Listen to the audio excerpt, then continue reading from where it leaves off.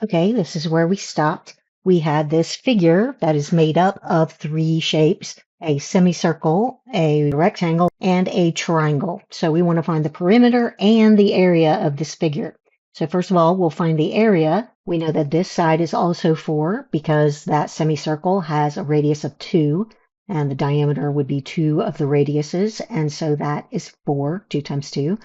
And then the bottom is 4 because we know this is a square and the other side is also 4.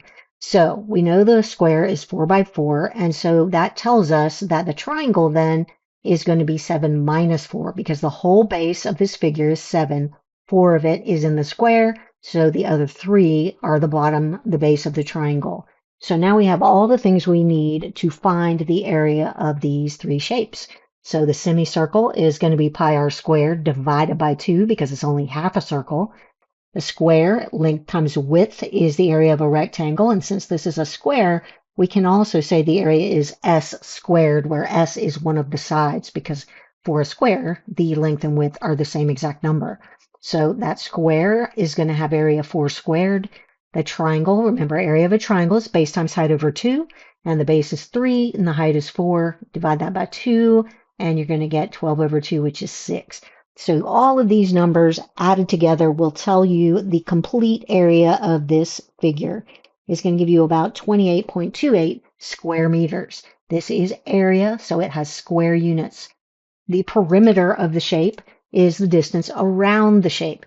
So we're going to, if we start at the beginning up here, we've got 4, and we're going to add 5 to that as we go around, and then we go across the bottom, and that's going to be 7. So 4 plus 5 plus 7. And then the last thing we have is this curve right here, which is half the circumference of the circle. And so remember, circumference of a circle is 2 pi r. So we're going to add 2 pi r divided by 2 because it's only half a circle. So pi r, and since r is 2, we're going to put a 2 in there. So 4 plus 5 plus 7 plus 2 pi. If you walk around the outside of that shape, that's how far you're going to go. The way we would do this problem is we would find the area of the whole thing and then subtract the parts that are not shaded. So we're going to subtract the circle and the triangle, and when we do that, we'll be left with just the shaded portion. Here, we're going to talk about solids now. A solid is when you take a two-dimensional shape, like a flat circle or flat triangle or flat square, something like that, and you give it depth. You make it thick. So it looks exactly the same all the way through that three-dimensional shape, either circular or triangular or a square. And when we do that, we have created either a cylinder or a prism. A cylinder has round bases. So the bases are the ends of the shape. Like this is the base and that's the base. When you have one of these shapes that has curved bases, that is called a cylinder usually. And when you have bases like these, which have straight sides, then that shape is what we're going to call a prism. A cone is a three-dimensional shape that has only one base. So it has one base, and that base is curved, a circle in this case, and all the points on the base all converge to one point above called the vertex. And that is the tippy top of the little mountain that you have there. And the height of the cone is when you would drop a line straight down through the middle of the cone to the floor. And that would be perpendicular to the floor, and we would call that the height of the cone. If the base of the cone shape has straight sides, then we call it a pyramid. So a pyramid is just a cone that has a base with straight sides, and it's the same kind of shape. A sphere is a three-dimensional solid, which is a set of points that are all equidistant from another point called the center. So the definition of a sphere is very similar to the definition of a circle, except that now that radius can spin all around in 3 dimensions, and any point on the outside of the ball is the same distance from the center, and that distance is still called the radius. Okay, the volume of a three-dimensional geometric figure is a number that tells us how many cubic units will fit inside the figure. Volume is a three-dimensional measurement, and there are three formulas that I want you to memorize. For a cylinder or a prism, that's a solid that looks the same way all the way through. It all looks like the base. It looks like a stack of circles or a stack of triangles or a stack of rectangles, whatever. The area of the base times the height will give you the volume. For a cone, it's just like a cylinder or prism, except it's 1/3 of that. So the area of the base, whatever kind of shape that is, times the height times 1/3. A sphere is a little harder to remember. It is 4/3 pi r cubed. And yes, you do have to memorize that. It's a little harder because you don't really know where it comes from, but it's important. So please memorize that the volume of a sphere is 4/3 pi r cubed. So to find the volume of this cylinder here, we just take the area of the base, which is A, and we multiply it by the height.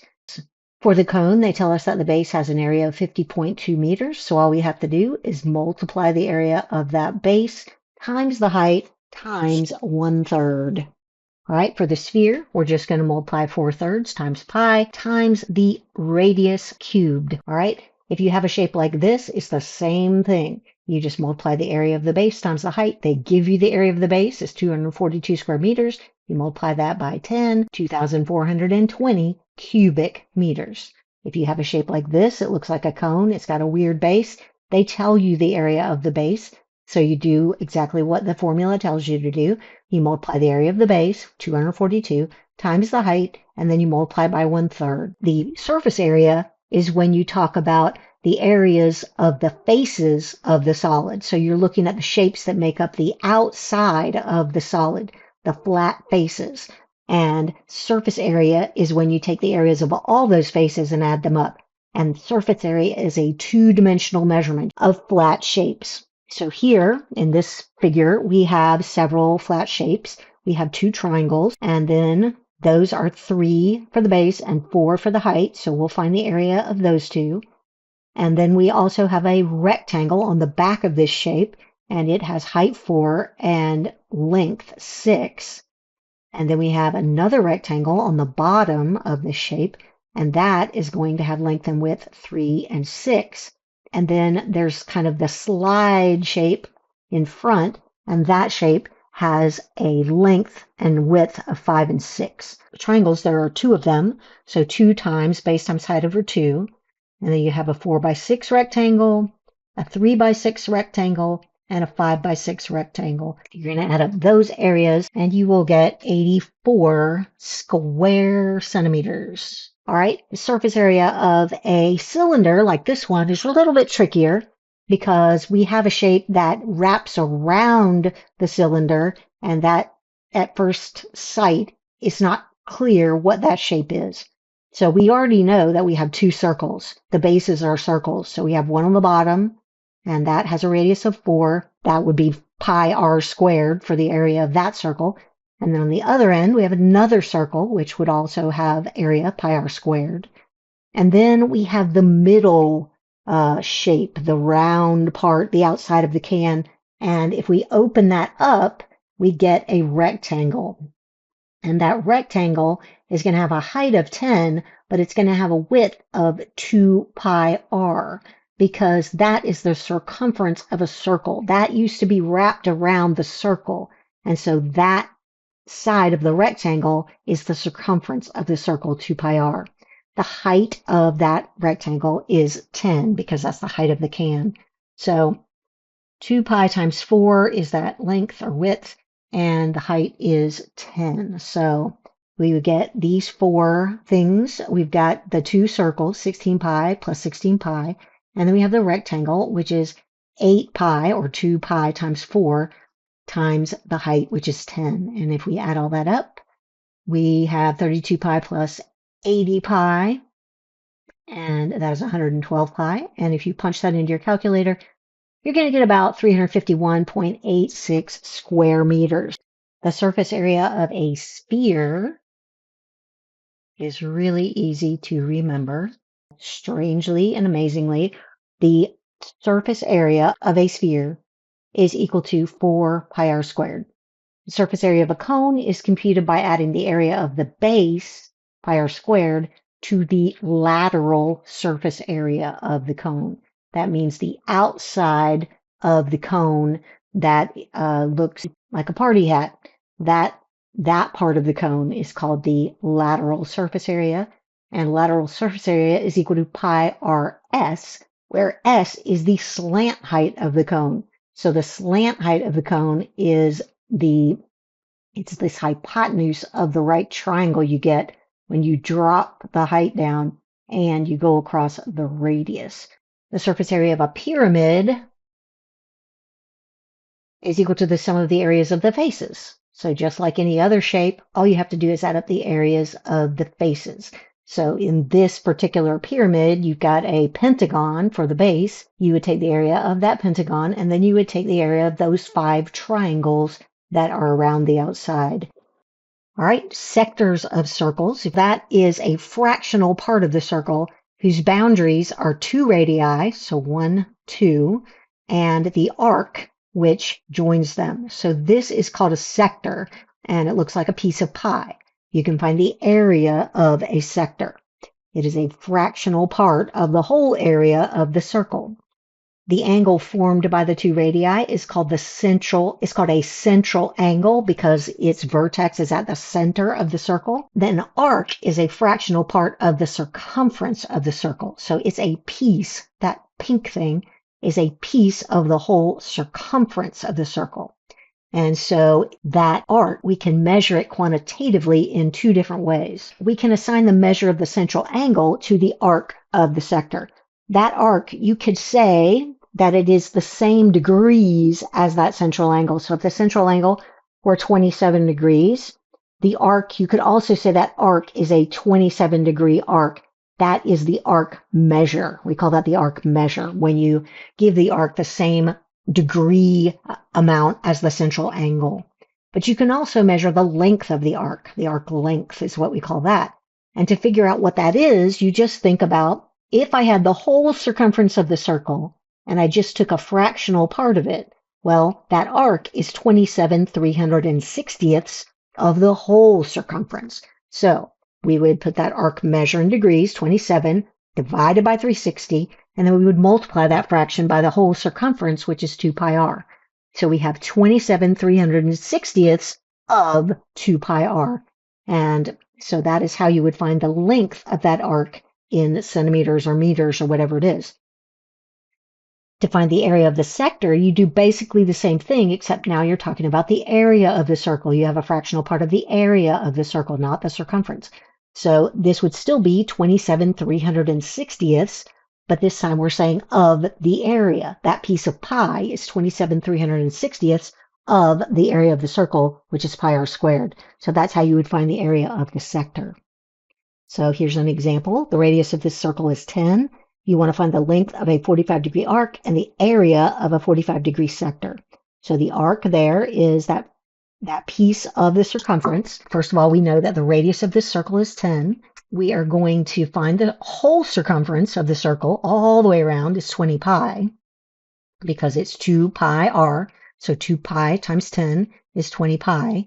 But we only want part of that for the arc. So that's going to be 45/360ths of the circumference. So 45/360ths times the circumference. 45/360ths reduces to 1/8. So 1/8 times 20 pi, 20 pi over 8, and that is 5 pi over 2 if you reduce it. And if you punch that in your calculator, you get about 7.85 centimeters for the length of that arc. So that's just centimeters. It's a length. It is not an area. We're just talking about that piece of the circumference. Now, the sector is that piece of pie shape. And so that is also 45/360ths of, this time, the area of the circle. So the whole area of the circle is pi r squared. So in this case, that's going to be pi times 10 squared, or 100 pi. And we only want 45/360ths of that area. So that piece of pie is 45/360ths of 100 pi. So 1/8, again, 45 3/60ths is 1/8 times 100 pi, and that's about 39.27 square centimeters. Okay, absolute value. When we write a numerical expression inside two straight sides, we are expressing the absolute value of a number. We would write the absolute value of 3 in this way with two little straight lines next to it.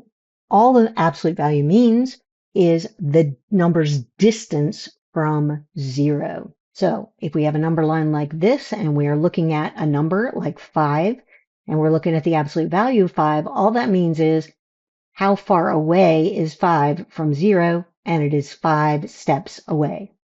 So the absolute value of 5 is 5. 0 is 0 steps away from 0, and so the absolute value of 0 is 0. The number -3 is 3 steps away from 0, so its absolute value is 3. So that's what absolute value means. It means the distance of a number away from 0. So here's a good question. How would we evaluate these expressions? The absolute value of x, what would that be? Well, we don't know what x is. We don't know if it's negative or positive. So the problem is if x is negative, which it could be, we don't know what it is, then we can't say its absolute value is x because absolute value is always positive. So if I say that the absolute value of x is equal to x, that could be wrong. If x is a negative number, absolute value of x does not equal x. So suppose that x is -5. The absolute value of -5 is not -5, it's 5. So when you don't know what the number is that you're taking the absolute value of, it's a little trickier to know what that means. And so even if you have something like the absolute, if you have negative x in there, if you have the absolute value of negative x, well, you don't know what x is. If x is negative, then that opposite of x is positive. So be careful that you don't just think, oh, well, all I have to do is remove the negative sign. So on this one that says the absolute value of negative x, you might say, oh, well, all I have to do is say that that equals x. But that might not be true because x might be a negative number. I hope you understand what I'm saying. So if you don't know what the number is that you're taking the absolute value of, you can't just chop the negative sign off. So don't think of absolute value that way. Think of it as the distance of a number away from 0, which is always positive, but that doesn't mean you can chop the negative off this x, because that also sometimes that negative sign means the opposite of. And so in this case, x might be a negative number like -5. The opposite of -5 is 5. So this would be the absolute value of 5. And so it would not be x because x is -5. So just remember, absolute value means the distance of a number away from 0. And when you don't know what the number is, you can't assume. Okay? So, but we're not going to do that right now. We're going to deal with actual numbers that we know. So when you do this, you're going to deal with the absolute values first. You're going to leave everything that's not inside of an absolute value alone. Okay? So on this first part here, you might be tempted to cancel those negative signs, but you can't do that. You can't do anything to the number inside the absolute value symbol. You have to deal with that absolute value first. Don't mess with this negative right here. Just leave it there. Don't touch it. All right. Now deal with the absolute value. What is the absolute value of -4? Well, that is 4. The distance away from 0 of -4 is 4. So you end up with this first part of this expression being -4 because you had a negative sitting there outside. Don't mess with it. Do what the absolute value tells you. The absolute value of -4 is 4. All right. The next thing you have is -2. That's fine. And then you have plus the absolute value of -5. The absolute value of -5 is 5. The distance away from 0 of -5 is 5. So that's 5. So now you just have three numbers that you are adding up. You've got -4 minus 2, which is -6, plus 5 is -1. Okay? Exponents, want to make sure we remember what those things mean. Remember that when you put a little 3 or a little 2 up next to a number, It just means to take that number and multiply it by itself that many times. It doesn't mean multiply that number by 3 or 2. It means to multiply that number by itself a certain number of times. So if I write something like 3 with a little 2 up here, that means 3 times 3. So 3 multiplied by itself twice, and that would be 9. But if I put a number in parentheses, like -3 in the parentheses, and I put the exponent on the outside of the parentheses, that tells me that I want to take that whole thing in the parentheses, the negative and the 3, and multiply that by itself 3 times. So -3 times -3 times -3, which is going to be -27. And it would be similar if I did something like -3 squared. The -3 is all inside the parentheses. The squared, the 2, is outside the parentheses. And that 2 affects everything inside that parentheses, including the negative sign. And so I want to multiply all that stuff inside by itself twice. So that means -3 times -3, which is +9. If I were to just write -3 squared like this, the negative sign is not affected by the exponent. The negative sign is just sitting there. You could just leave it alone and only apply the square to the 3 because the negative is not included. The only way to show that you want to include the negative with the squaring process is to put the -3 in parentheses. So the negative, just leave it alone. I'm going to stick it right there.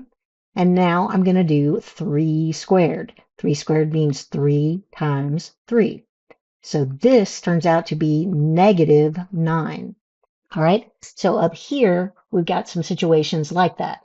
We have -2 in parentheses cubed. That means -2 times -2 times -2 minus 2 squared. Well, that 2, that exponent on the 2, is not going to affect this negative sign. That negative sign does not have anything to do with that exponent because it's not in parentheses. So leave the negative sign where it is and do 2 squared. 2 squared means 2 times 2.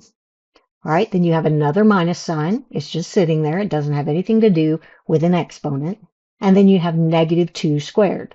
That -2 is in parentheses. The exponent is outside the parentheses. And so that means that you need to do -2 times -2. So all of these things, I wouldn't ask you to show this work, but I'm showing you why this is the way it is. So -2 times -2 times -2 is -8. And then you're subtracting 2 times 2. Remember your order of operations. You have to multiply those 2's before you can subtract. So 2 times 2 is 4.